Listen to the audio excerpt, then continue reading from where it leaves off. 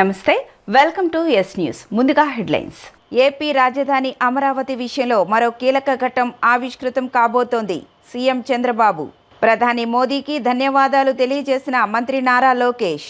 ఇంద్రకీలాద్రిపై వెలసిన శ్రీ దుర్గా మల్లేశ్వర స్వామివార్ల దేవస్థానంలో చైత్రమాస శుద్ధ పౌర్ణమి సందర్భంగా నిర్వహించిన గిరి ప్రదక్షిణ. పార్లమెంటులో అమరావతి బిల్ పాస్ చేసిన సందర్భంగా పటమట ఎన్టీఆర్ సర్కిల్ వద్ద పాలాభిషేకం నిర్వహించిన గద్దె అనురాధ పార్టీ నాయకులు, కార్యకర్తలు. ఏపీ రాజధాని అమరావతి విషయంలో మరో కీలక ఘట్టం ఆవిష్కృతం కాబోతోందని, మన రాష్ట్రానికి సంబంధించి ఈరోజు ఒక చారిత్రాత్మక దినంగా నిలిచిపోతుందని సీఎం చంద్రబాబు నాయుడు అన్నారు. గత 5 ఏళ్లు రాష్ట్రాన్ని రాజధాని లేకుండా చేశారని మాజీ ముఖ్యమంత్రి జగన్పై చంద్రబాబు తీవ్ర ఆగ్రహం వ్యక్తం చేశారు. అమరావతి అని పలకడానికి కూడా ఇష్టపడక మావిగన్ అని వింత పేరుతో పిలుస్తున్నారని, అమరావతి పట్ల ఆయనకున్న ద్వేషం భవిష్యత్తులోనూ మారదని చంద్రబాబు ఘాటుగా విమర్శించారు. ఎన్డీఏ భాగస్వామ్య పక్షాలైన టీడీపీ, జనసేన, బీజేపీ నేతలతో ఏపీ సీఎం టెలికాన్ఫరెన్స్ నిర్వహించారు. ఈ సందర్భంగా ఆయన మాట్లాడుతూ ఆంధ్ర ప్రభుత్వ సహకారంతోనే ఇది సాధ్యమైందని తెలిపారు. ఈ సందర్భంగా ప్రతిపక్ష నేత జగన్మోహన్ రెడ్డిపై చంద్రబాబు తీవ్రస్థాయిలో విమర్శలు గుప్పించారు. గత 5 ఏళ్లు రాష్ట్రాన్ని రాజధాని లేకుండా చేశారు. అమరావతి అంటే సెంటిమెంట్, కానీ ఆ పేరు వింటేనే జగన్కు కంపరంగా ఉంటుంది. అందుకే నిత్యం విషం కక్కుతున్నారు.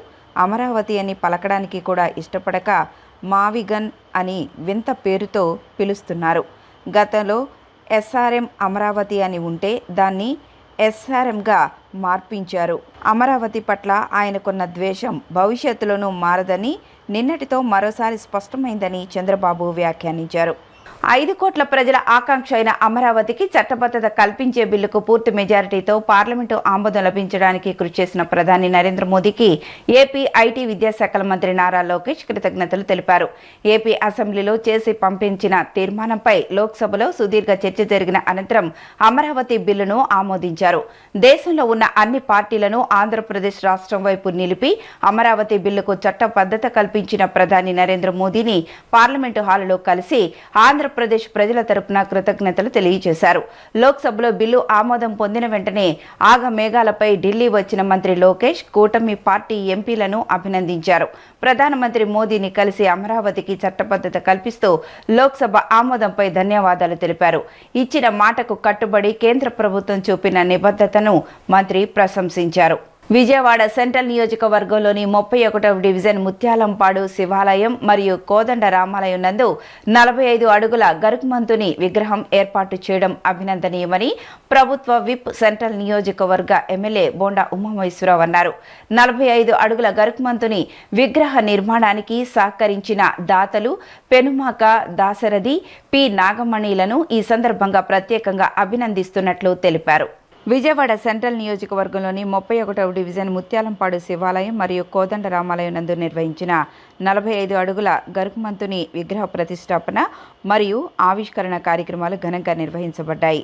ఈ కార్యక్రమంలో ప్రభుత్వ విప్ సెంట్రల్ నియోజకవర్గ శాసనసభ్యులు బోండా ఉమామహేశ్వరరావు, బీజేపీ మాజీ MP Gokaraju Gangaraju, building constructions and welfare association chairman Gottumukkala రఘురామరాజుతో కలిసి పాల్గొన్నారు.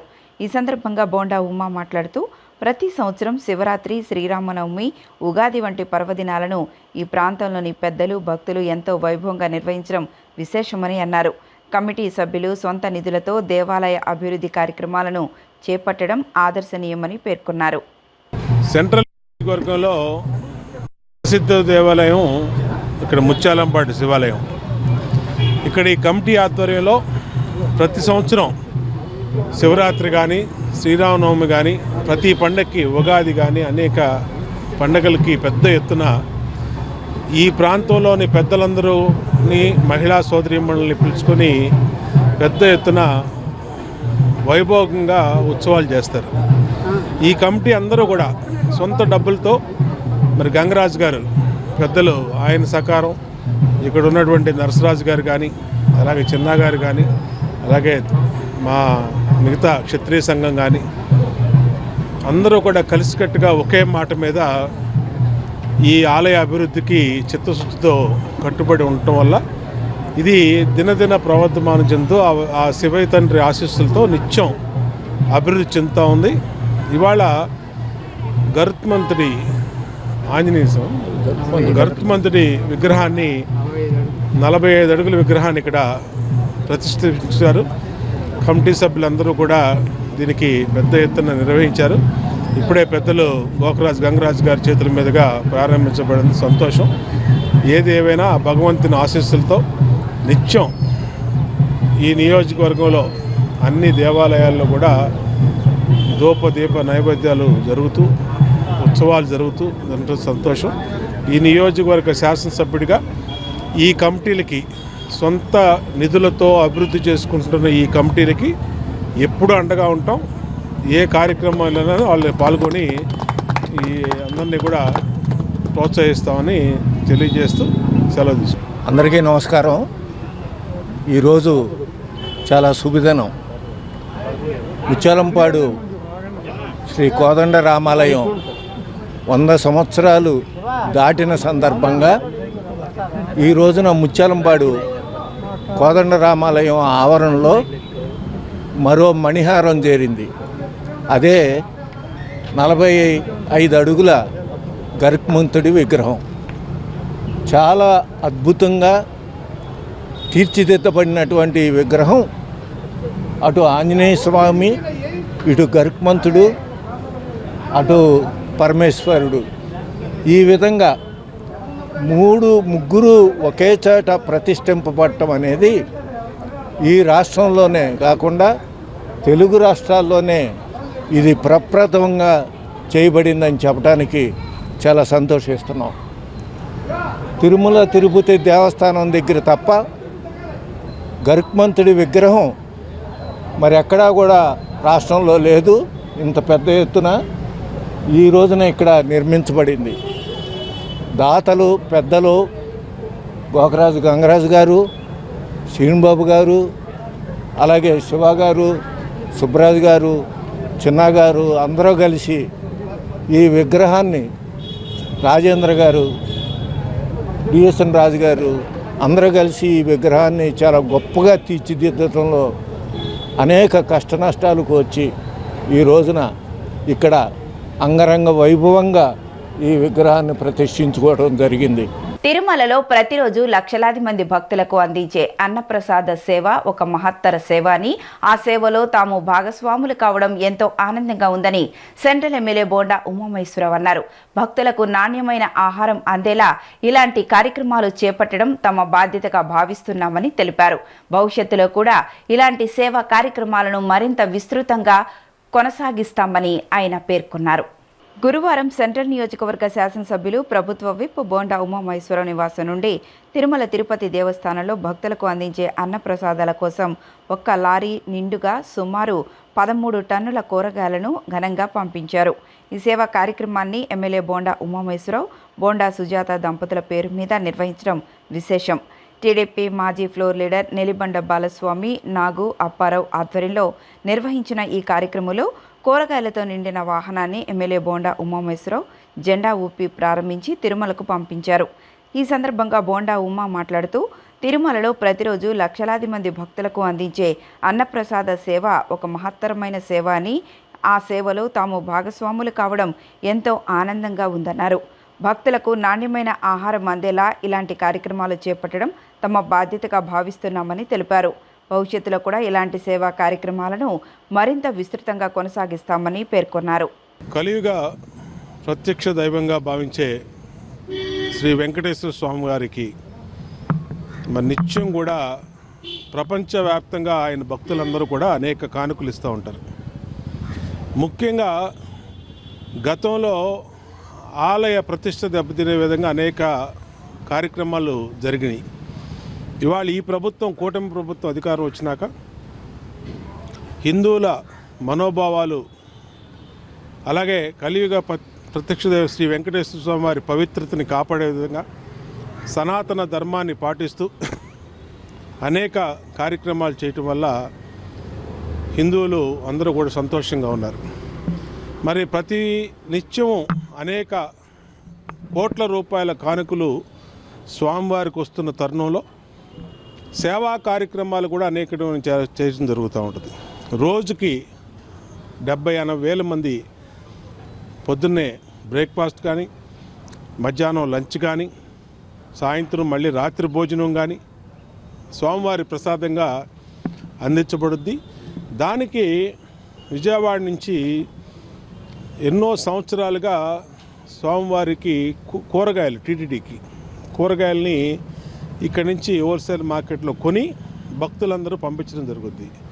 ఇవాళ మాజీ కార్పొరేటర్ వెలుబడిన బాలస్వామి, అప్పారావు, నాగు మరి వీళ్ళందరూ కూడా 13 టన్నుల కూరగాయలని తీసుకొని స్వామివారికి పంపించడం జరుగుతుంది. ఈ లారీ క్షేమంగా అక్కడ చేరి కొండ మీదకి వెళ్ళి స్వామివారికి భక్తులకు ఇచ్చే ప్రసాదంలో ఈ కూరగాయలని వంటలు చేసి వాడతారు. చాలా సంతోషం. హృదయపూర్వకంగా వీళ్ళని అభినందిస్తూ ఉన్నా. స్వామివారికి పవిత్ర భావంతో చేసే ప్రతి కార్యక్రమం కూడా ఆ కుటుంబాలకి అంతే కలిసి వస్తుంది. మేము అనేకసార్లు నేను బోర్డు మెంబర్గా అనేక కార్యక్రమాలు చేసినప్పుడు కూడా స్వామివారికి సేవల్లో పాల్గొన్నాం. తప్పనిసరిగా ఈ రాష్ట్రానికి ఆ కలియుగ ప్రత్యక్ష దైవమైన శ్రీ వెంకటేశ్వర స్వామివారి ఆశీస్సులు మెండుగా ఉండాలి. రాష్ట్ర అభివృద్ధిలో అందరూ ముందుకెళ్ళాలి. అలాగే ప్రజలందరూ కూడా ఆయన ఆశీస్సులు ఉండాలని కోరుకుంటూ నమో వెంకటేశ్వర. కలియుగ ప్రత్యక్ష దైవం అయినటువంటి శ్రీ వెంకటేశ్వర స్వామివారి ఆలయానికి పెద్ద తిరుపతికి 13 టన్నుల కూరగాయలు మరి ప్రతి సంవత్సరం కూడా మా సోదరుడు నాగు గత 16 సంవత్సరాల నుంచి కూరగాయలు పంపిస్తూ ఉంటారు. మండవ జానకి రామయ్య గారి మండవ కుటుంబరావు గారి జ్ఞాపకార్థం ఆయన అభినందనలతో ఈ కూరగాయలు పంపించడం అనేది ప్రారంభించడం జరిగింది 16 సంవత్సరాల క్రితం. మరి మండవ కుటుంబరావు గారు కాలం చెందినా కానీ ఆ బాధ్యత తీసుకొని నాగు మా సోదరుడు చాలా పవిత్రంగా వీటిని ప్రతి సంవత్సరం కూడా సంవత్సరానికి 2 సార్లు 3 సార్లు పంపించడం అనేది అభినందించాల్సినటువంటి విషయం. మరి దానిలో భాగంగా ఈరోజు మరి బోండా ఓమేశ్వర గారు మా ప్రీతమ శాసనసభ్యులు ప్రభుత్వ విప్పు బోండా ఓమేశ్వర గారి ఇంటి దగ్గర నుంచి బోండా ఓమేశ్వర గారి మనవరాలు నైషా పేరు మీద ఈరోజు 13 టన్నుల కూరగాయలు నేను కానీ మా సోదరుడు అప్పారావు గారు కానీ నాగు మేమందరం కూడా కలిసి ఈ మరి తిరుపతిలో నిత్యాన్నదానంలో ఈ కూరగాయలను వాడే విధంగా మరి భక్తులందరూ రోజుకి సుమారుగా 1,00,000 మంది భక్తులు మరి స్వామివారిని దర్శించుకుంటారు, భోజనాలు చేస్తారు. కాబట్టి మరి ఆ భోజనాల్లో ఈ కూరగాయలు వాడతారు. కాబట్టి అది మా యొక్క పూర్వజన్మ సుకృతంగా భావిస్తూ ఇలాంటి మంచి కార్యక్రమాన్ని మా శాసనసభ్యులు బోండా ఓమేశ్వర గారి చేతుల మీదుగా ఈరోజు జెండా ఊపి ఈ కూరగాయలను పంపించడం జరుగుతుంది. 5 కోట్ల ఆంధ్రుల రాజధాని అమరావతిలోనే అమరత్వం ఉందని ఎన్టీఆర్ జిల్లా టీడీపీ అధ్యక్షురాలు గద్దె అనురాధ వెల్లడించారు. 2014-19 కాలంలో అమరావతిలో ముఖ్యమంత్రి చంద్రబాబు నాయుడు రాజధానికి అవసరమైన అనేక మౌలిక సదుపాయాలను ఏర్పాటు చేశారని చెప్పారు. తర్వాత వచ్చిన దుష్ట పరిపాలనలో అమరావతిని నాశనం చేయాలని చూశారని వెల్లడించారు. ఈ నేపథ్యంలో కేంద్రంలో మన రాజధానికి చట్టబద్ధత కల్పించేందుకు కూటమి ప్రభుత్వం కృషి చేస్తోందని స్పష్టం చేశారు. పటమట ఎన్టీఆర్ సర్కిల్లో పార్లమెంట్లో అమరావతి బిల్ పాస్ చేసిన సందర్భంగా ప్రధాని నరేంద్ర మోదీ, సీఎం నారా చంద్రబాబు నాయుడు, ఉప ముఖ్యమంత్రి కె పవన్ కళ్యాణ్, మంత్రి నారా లోకేష్ ఫోటోలకు పాలాభిషేక కార్యక్రమం జరిగింది. ఈ కార్యక్రమానికి ఎన్టీఆర్ జిల్లా తెలుగుదేశం పార్టీ అధ్యక్షులు గద్దె అనురాధ, పార్టీ నాయకులు, కార్యకర్తలు పెద్ద ఎత్తున పాల్గొని చిత్రపటాలకు పాలాభిషేకం చేశారు. ఈ సందర్భంగా ఆమె మాట్లాడుతూ రాష్ట్ర ముఖ్యమంత్రి చంద్రబాబు నాయుడు నేతృత్వంలో అభివృద్ధిలో ముందుకు దూసుకుపోతోందన్నారు. గత ప్రభుత్వం రాష్ట్రాన్ని అన్ని విధాలా నాశనం చేసిందన్నారు. అమరావతిని రాజధానిగా బిల్లు లోక్సభలో విజయవంతమైందన్నారు. కేవలం మన రాష్ట్రానికి చెందిన వైసీపీ మాత్రమే ఈ బిల్లును వ్యతిరేకించిందని అన్నారు. 2019 తర్వాత రాష్ట్రంలో ఏం జరిగిందో ప్రజలకు తెలుసునని, చంద్రబాబు నాయుడు రాష్ట్రాభివృద్ధి కోసం చేస్తున్న కృషిని ప్రజలు గమనించాలన్నారు. రాజధాని అమరావతిని ఒక ప్రశస్తమైన రాజధానిగా తీర్చిదిద్దడంలో కూటమి ప్రభుత్వం సఫలీకృతమవుతుందన్నారు. జై అమరావతి, జై జై అమరావతి. అమరావతి పేరులోనే ఒక అమరత్వం అనేది ఉంది. మరి 5 కోట్ల ఆంధ్ర ప్రజల కలల రాజధాని. అదేవిధంగా దేశంలో ఎక్కడా లేని విధంగా 29,000 మంది రైతులు, 34,000 ఎకరాలు స్వచ్ఛందంగా ముందుకు వచ్చి భూములు ఇచ్చిన ఒక అమరావతి రాజధాని. అది చంద్రబాబు నాయుడు గారి కార్యదీక్షత, ఆయన విశ్వసనీయత, ఆయన మీద ఉన్న నమ్మకం మీద అంతర్జాతీయ సంస్థలను తీసుకురావటం ద్వారా మన భవిష్యత్ తరాలకి ఆంధ్రప్రదేశ్ రాష్ట్ర అభివృద్ధిని చూపిస్తారని ఆయన మాట ఇచ్చిన దానికి నిదర్శనంగా ఆ రోజున అమరావతి రాజధానికి మరి ముందుకొచ్చి రైతులందరూ కూడా భూములు ఇవ్వటం జరిగింది. ఆ తరువాత 2014-19లో మనం అసెంబ్లీని, అదేవిధంగా సచివాలయం, ఎమ్మెల్సీ భవనాలు, మరి ఈ రకంగా హైకోర్టు చాలా నిర్మాణం చేసుకున్నాం. ఆంధ్రప్రదేశ్ అభివృద్ధి ముందుకు వెళ్తూ ఉంది. ఆ తర్వాత జరిగిన 5 సంవత్సరాల దుష్ట పరిపాలన ప్రజలందరూ కూడా గమనించారు. ఆ రోజున ఇక్కడ ఒక్క ఇటుక వేయలేదు, మరి ఇక్కడ ఏమీ అభివృద్ధి జరగలేదు. ఇవన్నీ కూడా ఒక గ్రాఫిక్స్. మరి ఇక్కడ ఇది ఒక ముంపు ప్రాంతం, ఇది పనికిరాదు, రాజధానికి పనికిరాదని చెప్పి 3 రాజధానుల పల్లవి అందుకున్న వైసీపీ ప్రభుత్వాన్ని ప్రజలందరూ కూడా చీత్కరించి మరి ఈ రోజున 2024లో మనకి అధికారాన్ని ఇవ్వటం జరిగింది. మరి ఇవాళ అమరావతి అంటే అమరత్వం. మరి చరిత్రలో ఈ రోజున మరి మన నందమూరి తారక రామారావు గారు ఇవాళ ఉన్నా కూడా సంతోషించే విషయం ఏంటంటే ఇది ఒక చారిత్రాత్మకమైన మరి ఆంధ్ర రాష్ట్రానికి నడిబొడ్డున కృష్ణానది తీరాన ఒక శాతవాహనులు పాలించిన ఈ రాజధాని మరి ఈ రోజున ఒక ప్రశస్తమైనది, ఒక గౌరవప్రదమైన ఒక పేరు. ఇవన్నీ కూడా చూస్తూ ఉంటే తప్పనిసరిగా ఆంధ్రప్రదేశ్ రాష్ట్ర అభివృద్ధి అనేది మరి ఒక విశ్వ ఖ్యాతి గడించేది.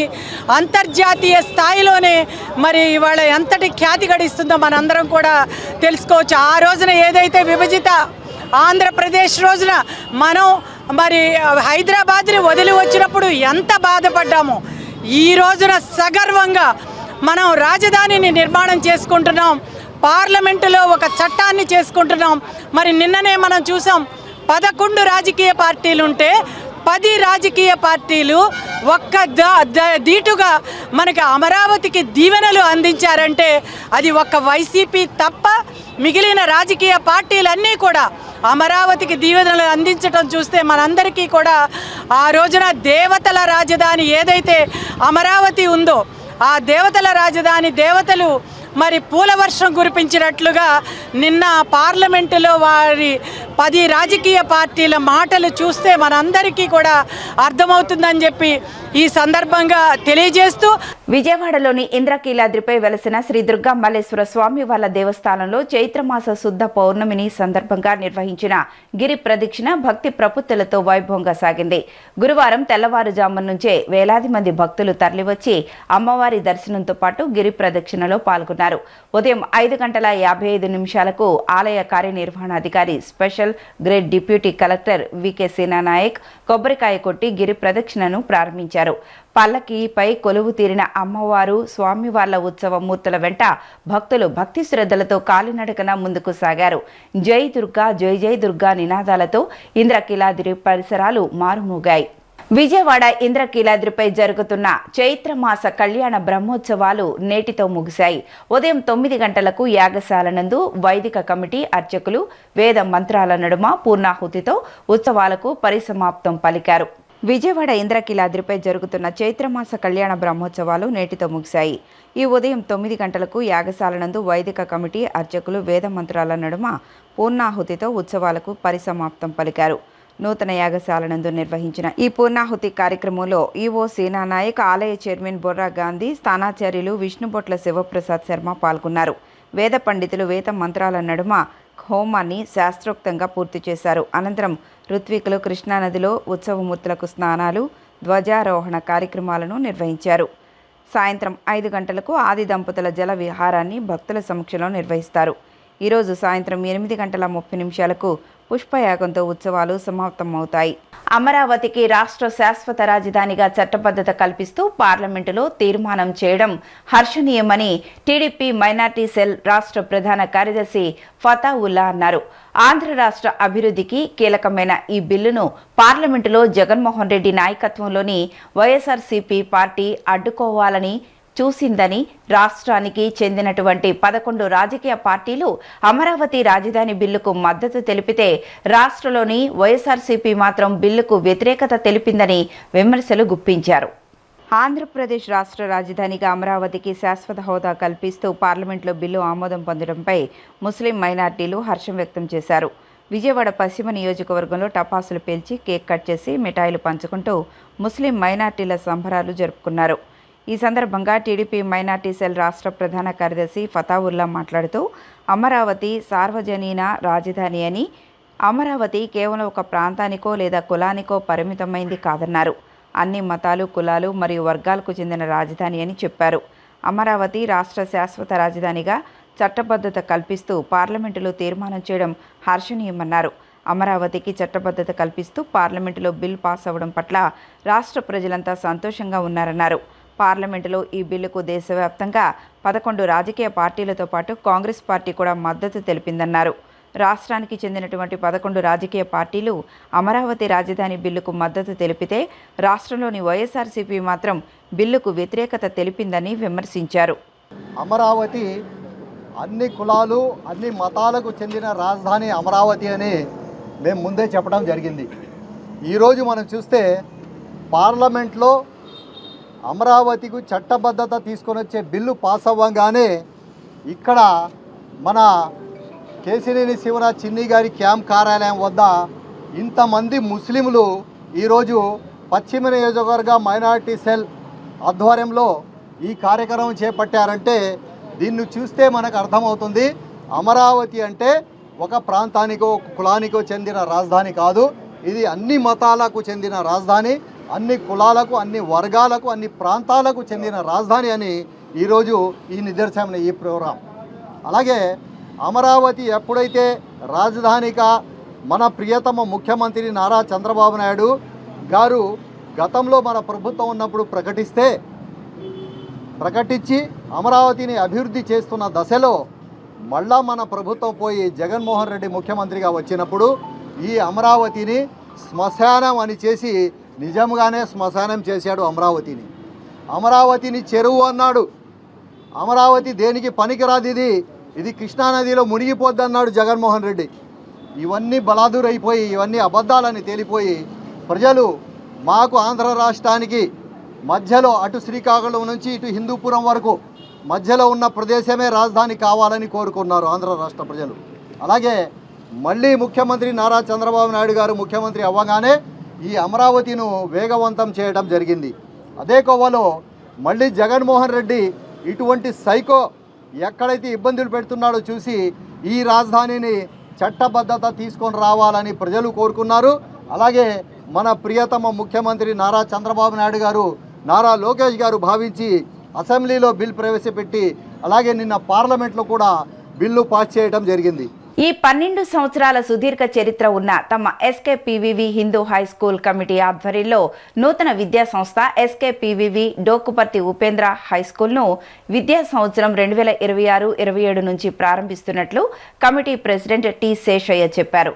విజయవాడ ప్రాంతంలో మరెక్కడా లేని విధంగా 6.5 ఎకరాల విశాలమైన ప్రాంగణంలో పాఠశాల ఏర్పాటు చేసినట్లు తెలిపారు. సిబిఎస్ఈ కరిక్యులంతో ఆధునిక సమాజ అవసరాలకు తగినట్లు విద్యార్థులను సమగ్ర వ్యక్తిత్వం కలిగిన వారుగా తీర్చిదిద్దే లక్ష్యంతో తమ పాఠశాల పనిచేస్తుందని ఆయన పేర్కొన్నారు. గురువారం పాఠశాల ఆవరణలో ఏర్పాటు చేసిన విలేకరుల సమావేశంలో టి శేషయ్య మాట్లాడుతూ విజయవాడ ప్రాంతంలో మరెక్కడా లేని విధంగా 6.5 ఎకరాల విశాలమైన ప్రాంగణంలో పాఠశాల ఏర్పాటు చేసినట్లు చెప్పారు. సిబిఎస్ఈ కరిక్యులంతో ఆధునిక సామాజిక అవసరాలకు తగినట్లు విద్యార్థులను సమగ్ర వ్యక్తిత్వం కలిగిన వారుగా తీర్చిదిద్దే లక్ష్యంతో తమ పాఠశాల పనిచేస్తుందని చెప్పారు. 5 ఎకరాల స్థలాన్ని క్రీడల కోసం కేటాయించామన్నారు. నర్సరీ నుండి 7వ తరగతి వరకు క్లాసులు ప్రారంభమైనట్లు చెప్పారు. అనంతరం school committee president Dokuparthi Sujatha మాట్లాడుతూ విద్యార్థుల్లో పాఠశాల స్థాయి నుంచే వివిధ నైపుణ్యాల్లో తీర్చిదిద్దేందుకు స్కిల్ ల్యాబ్స్ ప్రారంభిస్తున్నట్లు చెప్పారు. తదనంతరం incharge secretary doctor T Srinivas మాట్లాడుతూ ప్రతి తరగతిలో ఇంటరాక్టివ్ బోర్డ్స్ ఏర్పాటు చేశామని, ఎకో ఫ్రెండ్లీ క్యాంపస్గా పాఠశాలను అభివృద్ధి చేస్తున్నామని చెప్పారు. అనంతరం ప్రిన్సిపాల్ పి శ్యామల మాట్లాడుతూ ఆర్ట్స్, స్పోర్ట్స్ రంగాల్లో ప్రత్యేక ట్రైనర్స్ను ఏర్పాటు చేసి విద్యార్థులకు అన్ని రంగాల్లో శిక్షణ ఇస్తున్నట్లు చెప్పారు. 21వ శతాబ్దపు పౌరుడిగా విద్యార్థులు ఎదిగేందుకు అన్ని రకాల చర్యలు తీసుకుంటున్నట్లు చెప్పారు. సమావేశంలో high schools committee treasurer Golla Baba Vijay Kumar, administrative officer doctor V Narayanarao తదితరులు పాల్గొన్నారు. ఈ 120 సంవత్సరాల్లో ఎన్నో అభివృద్ధి కార్యక్రమాలు చేశాము. అలాగే ఒడిదుడుకులు ఎదుర్కొన్నాం మేము. ఇలాంటి సందర్భంలో ఇంకా దీనికి సమాజానికి మా సంస్థ సేవ చేయాలి, ఉపయోగపడాలి అనే సంకల్పంతో ఇక్కడ ఈ జక్కంపొడి ఏరియాలో ఒక సువిశాలమైన ప్రాంగణం, ఇది మొత్తం 6.5 ఎకరాలు సార్. ఈ 6.5 ఎకరాల్లో ఒక్కొక్క ఫ్లోర్ 38,000 చదరపు అడుగులతో 7 ఫ్లోర్లకు ప్లాన్ చేసుకున్నాము. ఇప్పుడు తాత్కాలికంగా 2 ఫ్లోర్లు కట్టాము. దీని భవిష్యత్తులో దీన్ని ఇంకొక 5 ఫ్లోర్లు పెంచి 7 ఫ్లోర్లకు తీసుకెళ్తాము. సుమారుగా 4,500 నుంచి 5,000 మంది విద్యార్థులకి చదువుకోవటానికి అవకాశం ఉంటుంది. ఇక్కడ అన్ని ఏరియాల వారికి, అన్ని వర్గాల వారికి అందుబాటులో ఉండే విధంగా ఫీజులు కానీ ఇతరత్ర. ఇక్కడికి వచ్చే ప్రతి పిల్లవాడిని ఎడ్యుకేషన్తో పాటుగా వాడిని ఒక మంచి కుర్రాడిగా తీర్చిదిద్దటం, వాళ్ళని భవిష్యత్తుకి ఇక్కడే పునాదులు వేసి వాళ్ళకి వాళ్ళ తల్లిదండ్రులు పిల్లల మీద పెట్టుకున్న నమ్మకాన్ని మేము నిజం చేస్తూ ఒక మంచి విద్యా సంస్థగా ఇంటర్నేషనల్ స్థాయిలో నడపాలనే ఉద్దేశం. ఫీజుల గురించి మాకు, ఎందుకంటే మాది సేవా సంస్థ, ఇక్కడ మాకు ఫీజులు ముఖ్యం కాదు, స్టాండర్డ్స్ ముఖ్యం. ఒక అంతర్జాతీయ స్థాయిలో విద్యా ప్రమాణాలతో ఈ స్కూల్ని ముందుకు తీసుకెళ్లాలనేది మా ఉద్దేశం. మేము ఇక్కడ ఇటువంటి కార్యక్రమాల్లో మీ అందరి సపోర్ట్ కూడా కావాలి మాకు. అందరూ కూడా సహకరించి ఈ విద్యా సంస్థని ముందుకు తీసుకెళ్లే కార్యక్రమంలో మీరు భాగస్వాములు అవ్వాలని కోరుకుంటున్నాను. 120 సంవత్సరాల చరిత్ర కలిగిన ఎస్కేపీ హిందూ హై స్కూల్లో ఈరోజు ఈ Dokuparthi Upendra high school start చేయడం అనేది మేమందరం కూడా చాలా గర్వంగా ఫీల్ అవుతున్నాం. ఎందుకంటే ఇప్పుడు దాకా మేము వచ్చిన తర్వాత ఇంతకుముందు పెద్దలు పెట్టిన ఇన్స్టిట్యూషన్స్ పెంచుకుంటూ వచ్చాం, కానీ కొత్తగా వేరే ప్లేస్లో అంటూ ఇదే ఫస్ట్ టైం పెట్టడం. కాబట్టి దీన్ని మేమందరం కూడా మా ఊహలకు తగ్గట్టుగా, మా ఆలోచనలకు తగ్గట్టుగా సొసైటీకి మరికొంత చెరువుగా ఉండాలన్న ఉద్దేశంతో 6.5 ఎకరాల్లో సుమారుగా 70,000 అడుగుల్లో ఈ స్కూలు కాలేజీ ప్రారంభించడం జరుగుతోంది. ఇక్కడ ఎల్కేజీ ప్రీ స్కూల్ కాడి నుంచి 7th క్లాస్ దాకా, అలాగే ఇంటర్మీడియట్ కూడా ఈ స్కూల్లో చెప్తాం మేము. దానికి సంబంధించిన పిల్లలకి ఏ రకంగా చెప్తే బాగుంటుందో ఇవన్నీ కూడా డాక్టర్ శ్యామల గారు ఇందులో బాగా ఎక్స్పర్టు. ఆ మేడము గైడెన్స్లో ఇదంతా కూడా ముందుకు తీసుకెళ్తున్నాం. It's a delight and wonderful moment to share the announcement of CBSE curriculum school SKPVV Dokuparthi Upendra High School in the launch and also as a pride of SKPVV institutions. So this is a CBSE curriculum school where dedicated to focus the child skills along with the education. For this ZZ generation, we need to cultivate both the morals, emotional feelings and job satisfaction and also family living. We are concentrating on the present problems what we're facing by the society when our kids are going as a products of SKPV institutions to face the challenges wherever they were. Our wings were spreading day by day to these many institutions. Around 14,000 to 15 children were coming the product of SKPV, where they were hoisting the flag in different skills and arts. SKPV Dokuparthi Upendra high school గురించి అది start చేద్దామని చెప్పేసి సంకల్పం జరిగింది. ఇదొకటి 8th institution SKPV Hindu high school committee ఆధ్వర్యంలో ఈ Dokuparthi Upendra high school అనేది ఒక అష్టమ సంతానం అని చెప్పుకోవాలి. ఎందుకంటే శ్రీకృష్ణుడు 8వ సంతానంలా ఎలా ఆవిర్భావం జరిగిన తర్వాత ఏ రకంగా ఈ భూమండలాన్ని సస్యశ్యామలం చేసి మహాభారతం భాగవతం ఇవన్నీ జరిగిన అంత ఆవిర్భావం జరిగిందో అదే రకంగా స్కూల్ ఇన్స్టిట్యూషన్స్ అన్నిట్లోనూ కూడా ఈ ఎస్కేపీవి ఇన్స్టిట్యూషన్స్ అన్నిట్లో కూడా టాప్ మోస్ట్గా నిలవాలని చెప్పేసి ఈ అష్టమ గర్భమైన ఈ ఎస్కేపీవి డోకుపర్తి ఉపేంద్ర హై స్కూల్ అనేది అంతా చాలా బ్రహ్మాండంగా ఇన్ఫ్రాస్ట్రక్చర్ కానీ అకాడమిక్స్ పరంగా కానీ నైతిక విలువలు కానీ వాళ్ళకి ప్రాక్టికల్ నాలెడ్జ్ కానీ అన్ని రకాలుగా హోలిస్టిక్ డెవలప్మెంట్ని అందించడానికి ఈ స్కూల్లో రూపకల్పన చేస్తున్నారు.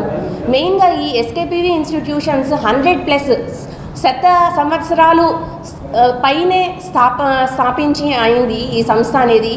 దాంట్లో ఇటువంటి సంస్థ అనేది స్టార్ట్ చేయటం పిల్లవాడికి అన్ని రకాలుగా అభివృద్ధి అవకాశాలు డెవలప్మెంట్ అనేది అందించడం అనేది ఈ సంస్థ యొక్క ముఖ్య ఉద్దేశం.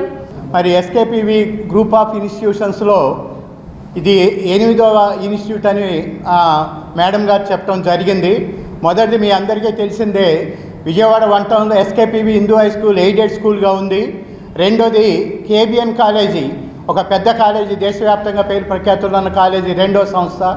అలాగే మూడవది మధ్య Subbarao English medium school CBSE ప్యాటర్న్లో నడుస్తూ ఉంది. అలాగే 4వది ఎస్ఆర్ఎస్వి బీఈడి కాలేజ్ అనేది కూడా మీ అందరికీ తెలుసు. అట్లాగే 5వది వచ్చేసి పొట్టి శ్రీరాములు చలువాది మల్లికార్జునరావు ఇంజనీరింగ్ కాలేజ్, నగరంలోనే కాకుండా రాష్ట్ర వ్యాప్తంగా కూడా పేరు ప్రఖ్యాతులు ఉన్నటువంటిది. అదేవిధంగా నెక్స్ట్ వచ్చేసి మనకి చిట్టూరు హై స్కూల్ మనకి గాంధీనగర్ ఏరియాలో సిబిఎస్ఈ ప్యాటర్న్లో మరి 2 టౌన్ ఏరియాలో నెంబర్ 1 స్కూల్గా మరి పేరుంది. అది విద్యా సౌకర్యాలు కల్పిస్తూ దాదాపుగా 2000 మంది పైగా విద్యార్థులు అక్కడ ఉన్నారు. ఆ తర్వాత కేబిఎన్ షైన్ అనేది మీ అందరికీ కూడా తెలుసు. జేఈఈ మెయిన్స్ కానీ నీట్ కానీ అలాగే ఎంసెట్ కోచింగ్లో అన్ని విధాలుగా కూడా దేశవ్యాప్తంగా రాష్ట్ర వ్యాప్తంగా అనేక అవార్డులు రివార్డులతో ఇప్పటికీ 7 సంస్థలు అనేవి ఎస్కేపీవి గ్రూప్ తరఫున అన్ని మంచి క్వాలిటీతో స్టూడెంట్స్కి ఏది బెస్ట్ ఇవ్వాలో అలా ఇస్తూ నడుస్తున్నటువంటి సంస్థలు మీ అందరికీ తెలిసినవే. బీజేపీ పాలనలో న్యాయస్థానాల్లో రాజకీయ జోక్యం పెరిగిందని కేంద్ర మాజీ మంత్రి చింతా మోహన్ ఘాటుగా విమర్శించారు. కాంగ్రెస్ పార్టీ అధికారంలోకి వస్తే దళిత క్రైస్తవులకు ఎస్సీ హోదా కల్పిస్తామని, ఈ విషయాన్ని పార్టీ మేనిఫెస్టోలో చేరుస్తామని చింతా మోహన్ చెప్పారు. విజయవాడ గాంధీనగర్ ప్రెస్ క్లబ్ నందు నిర్వహించిన మీడియా సమావేశంలో ఆయన మాట్లాడారు. సుప్రీంకోర్టు ఇచ్చిన తీర్పుపై చింతా మోహన్ అసంతృప్తి వ్యక్తం చేశారు. మతం మారినంత మాత్రాన ఎస్సీ హోదా రద్దు చేయడం సరికాదని ఆయన అన్నారు. దళితులు శతాబ్దాలుగా అంటరానితనం, అసమానాలతో బాధపడుతున్నారని, రాజకీయ కారణాల వల్ల ఎస్సీ హోదా తొలగించారని ఆయన అభిప్రాయపడ్డారు. కాంగ్రెస్ ప్రభుత్వం ఉన్నప్పుడు యూపీఏ ప్రభుత్వం కానీ పివి నరసింహారావు గారు కానీ క్రితంలో మేమెప్పుడు కోర్టుల్లో జోక్యం చేసుకున్నట్టుగా ఆనవాయితీ ఎక్కడా లేదు. ఈ మధ్యకాలంలో జడ్జీల ట్రాన్స్ఫర్లు మొదలుకొని, జడ్జీల అపాయింట్మెంట్లు మొదలుకొని, జడ్జిమెంటల్లో కూడా రాజకీయ జోక్యం ఉందన్నది బయట అందరూ చెప్పుకుంటున్నారు, అందరూ వింటున్నారు. మొన్న సుప్రీంకోర్టు జడ్జిమెంట్ ఒక 5 రోజుల క్రితం ఎస్సీలు అటు మాలా కానీ మాదిగా కానీ ఇంకేదైనా కానీ చర్చిలకు వెళితే లేకపోతే బైబిల్ పట్టుకుంటే వాళ్ళకి ఎస్సీ స్టేటస్ పోతుందన్నది ఆ జడ్జిమెంట్లో ఉన్న సారాంశం. మరి ఇది గిరిజనులకు లేదు, ఒక దళితులకే తీసుకొచ్చారు ఈ జడ్జిమెంటు. గిరిజనులు ఈశాన్య రాష్ట్రాల్లో, నార్త్ ఈస్ట్లో ప్రతి ఒక్కరూ చర్చికి పోతున్నారు, అందరూ క్రైస్తవులే. గిరిజనులకు లేనటువంటి ఆంక్షలు దళితులపైనే పెట్టడం ఇక్కడ గమనార్హం. నేను తెలియజేస్తున్నాను చాలా స్పష్టంగా, కాంగ్రెస్ పార్టీ మేనిఫెస్టోలో పెట్టించడమే కాకుండా మరి తప్పనిసరిగా రాజ్యాంగ సవరణ చేసి దళిత క్రైస్తవులకు కూడా దళితుల స్టేటస్, ఎస్సీ స్టేటస్ ఇప్పించేదానికి మా వంతు కృషి చేస్తామని మీకు చాలా స్పష్టంగా తెలియజేస్తున్నా. వార్తలు ముగించే ముందు హెడ్లైన్స్ మరొకసారి. ఏపీ రాజధాని అమరావతి విషయంలో మరో కీలక ఘట్టం ఆవిష్కృతం కాబోతోంది. సీఎం చంద్రబాబు. ప్రధాని మోదీకి ధన్యవాదాలు తెలియజేసిన మంత్రి నారా లోకేష్. ఇంద్రకీలాద్రిపై వెలసిన శ్రీ దుర్గా మల్లేశ్వర స్వామివార్ల దేవస్థానంలో చైత్రమాస శుద్ధ పౌర్ణమి సందర్భంగా నిర్వహించిన గిరి ప్రదక్షిణ. పార్లమెంటులో అమరావతి బిల్ పాస్ చేసిన సందర్భంగా పటమట ఎన్టీఆర్ సర్కిల్ వద్ద పాలాభిషేకం నిర్వహించిన గద్దె అనురాధ పార్టీ నాయకులు, కార్యకర్తలు. ఈ వార్తలు ఇంతటితో సమాప్తం. నమస్కారం.